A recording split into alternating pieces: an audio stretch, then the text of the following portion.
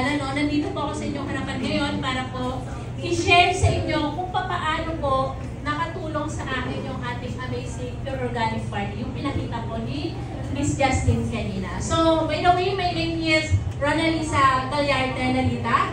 And ito po yung aking family. Meron po akong 5 anak at aking asawa, isa po government employee. And paano ko po ba nalaman yung pure organic farming? Familiar po ba kayo sa mga sakit-sakit sa bato-bato? Yes! Diba?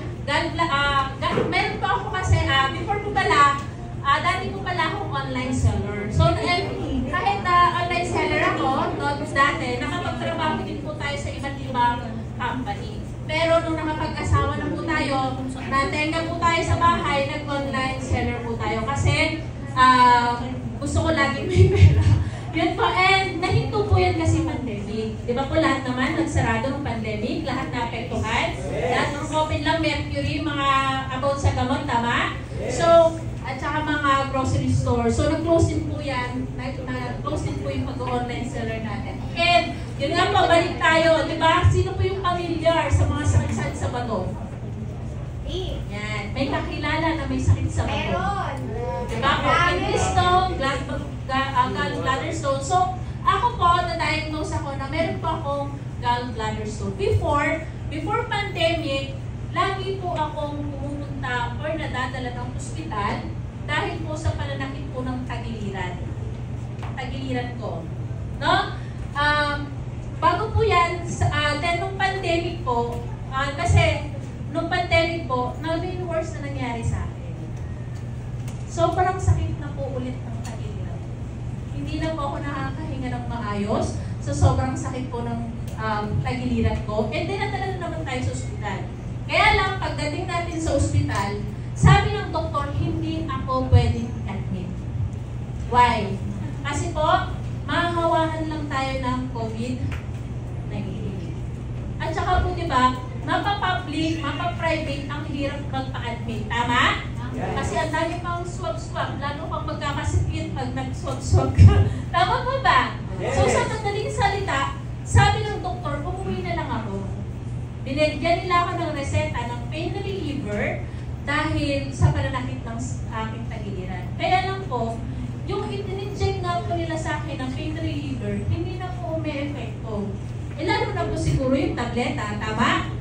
Pinauwi po nila ako sa madaling salita. Ang sabi sa akin ng doktor, umalik na lang daw ako ng ospital kung naninilaw na at nilalagnat na po ako. Grabe po, kulang na lang sabihin, mamatay nilang talaga ako doon. Tama? Di ba po? Kasi worse na talaga yung gusto mangyari ng doktor bago ka i-admit. Kasi sobrang maraming COVID patient. So, dahil nangyari po muli tayo, alam niyo po ba, naratay ako ng almost 1 week sa bahay po namin. Dahil sa sakit po ng tagiliran ko, tinitiis ko na lang. Hindi ka naman pwede mag-admit kahit sa hospital. Nahihiga po ako sa higaan ko, hindi talagang higa. Yung paupo lang po, tapos maraming punan sa tagiliran dahil sobrang pong sakit. And one night, yung pinilit kong mag-CR. Then pag nag-CR po ako, pagbalik ko ng kama namin, at tabi ko po yung 2 kong maliit. Nakita niyo po, may 2 pa akong maliit na bata, di ba? Nakita ko sila, pagbalik ko ng kama, sabi niya, Mami, pinag-pray na namin po kayo ni Baby Kalin na sana gumaling na po kayo. Ang sakit, diba? Nakakaiyak. Kasi bakit?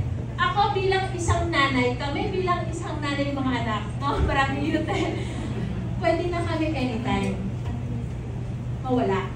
Pero ang iniisip namin ay yung mga anak namin. Tama? Yes! Ayaw namin kayong iniwan. So, syempre, yun ang iniisip namin. So, ganito po ang ginawa ko. Nag-pray din po ako. Although lagi po ako nag-pray. Nag-pray naman po ako lagi every night.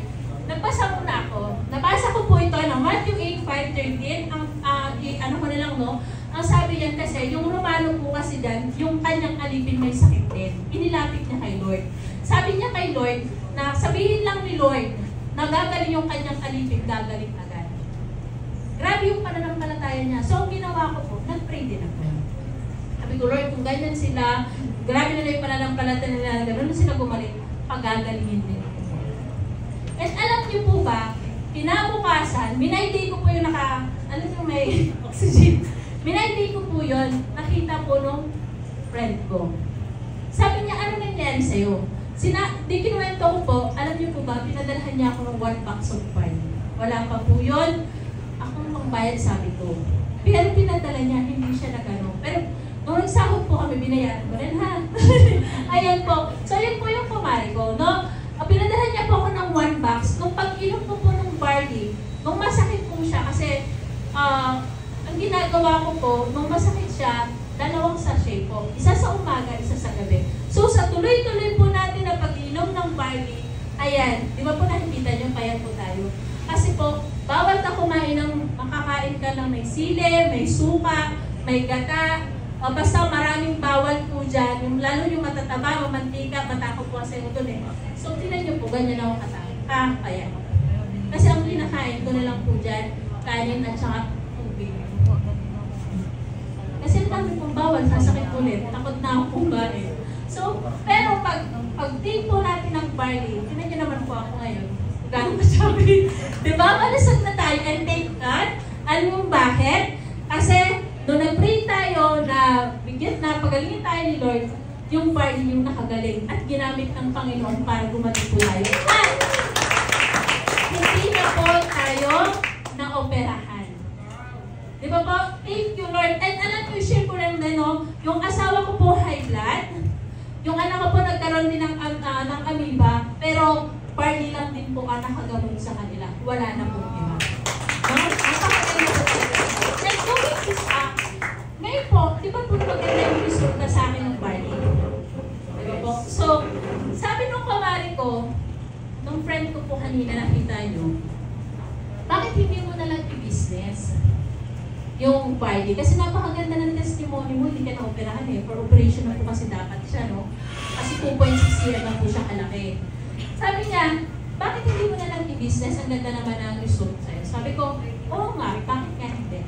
Kasi silang mag-asawa ko, walang trabaho yung mister niya, siya wala din po. Pero, kung nagkaroon po sila ng sasakyan, at saka nakapagpa-renovate po sila ng bahay. Siyempre, mapapaisip ako, ano ginagawa nila? I am lang naman din po ang ginagawa nila. So, trinay ko, sinubukan ko po. And doing this business po, yan, nakapag-share na tayo ng ibang opportunity sa ibang tao, yan po yung nangyari sa atin. And alam niyo po ba, itong 300K na to, na sinabi ni mentor ni Miss Justin kanina, kinita ko lang po yan in just 1 day. Ay, grabe yan! Diba, sa pag-online seller ko po yan, baka po 3 years ko pang kitain yung 300,000. Bakit? Diba, 5 piso, 10 piso lang naman tumo sa pag-online seller, tama? Divisory items, tapos tatawaran ka pa, 5 piso ulit, di ba, pesos lang tumo mo. Kaya po, thank you Lord kasi nakita ko yung magandang opportunity dito po sa I Am Worldwide. At dito lang din po, no, napapasama na po tayo sa mga top ng company. Nung high school ako, elementary ako, college ako, wala akong achievements kahit ano. Hindi ako nare-recognize ng school. Pero dito sa business na yon, natin na to, nare-recognize tayo. Yes, alam niyo dito, doing this business, dito rin po tayo nagkaroon ng sasakyan. No? Ayan po yung sasakyan natin. Dito dito na ako ay magkakaroon ng sasakyan kasi po, nag-online seller lang ako. And yung asawa ko nasa government, nasa London. Di ba po, government employee? London dito, London. So, thank you Lord kasi naging maganda po yung resulta ng ating dito sa ating company. Ayan, may iwanan lang po ako sa inyong quotes and Bible verse, no? Your health is an investment, not expense. Totoo naman po, di ba? Yes. And then verse po, sa Mateo 21:22, and whatever you ask in prayer, you will receive if you have faith. Talaga po ito ay pinanalangin ko at ibinigay po ng Panginoon. Lagi lang po tayo magtitiwala. So,